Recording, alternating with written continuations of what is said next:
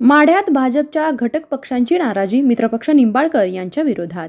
भारतीय जनता पक्षाने माढ्याची उमेदवारी रणजित सिंह निंबाळकर यांना जाहीर केल्यानंतर माढा लोकसभा मतदारसंघामध्ये प्रत्येक तालुक्यात बैठका घेण्यास सुरुवात केली. मात्र सदर बैठकीला भाजपचे घटक पक्ष यांना बोलवले नाही, त्यांना विश्वासात घेतले नाही. त्यामुळे त्याचा फटका रणजित निंबाळकर यांना बसण्याची जोरदार शक्यता आहे. रयत क्रांती संघटना बच्चू कडू यांचा प्रहार संघटना यांना कुठेही भारतीय जनता पक्षाने सन्मानाने बोलवले नाही. त्यामुळे घटक पक्ष नाराज आहेत. नुकतेच माढा येथे संजय शिंदे यांच्या फार्म हाऊसवरती रणजित निंबाळकर यांच्या प्रचाराची बैठक संपन्न झाली. या बैठकीला कोणालाही निमंत्रण दिले गेले नाही. त्यामुळे आगामी काळात मित्रपक्ष माढ्यात भाजप विरोधात तीव्र संताप व्यक्त करतील यात काही शंका नाही.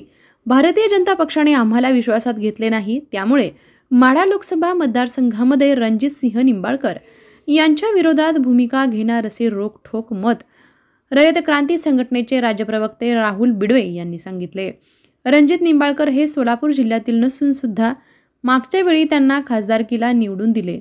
भरघोस मताने त्यांच्या पदरात मताचे दान टाकले, परंतु खासदार झाल्यानंतर त्यांनी मोजकेच पुढारी हाताशी धरले. त्यामुळे सामान्य माणूस आज संतप्त झालेला आहे.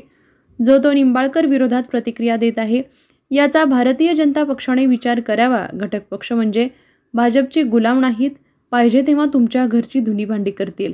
भाजपच्या नेत्यांनी वेषांतर करून गाववाड्यात यावे आणि सामान्य माणसं काय बोलतात, रणजित निंबाळकर यांच्याविषयी किती आणि त्यांच्या मनामध्ये राग आहे हे त्यांना कळेल.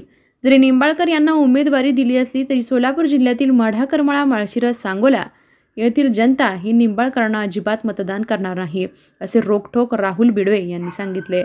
माढा लोकसभेचा उमेदवार जाहीर झाल्यानंतर कोणत्याही बैठकीत आम्हाला बोलवले नाही.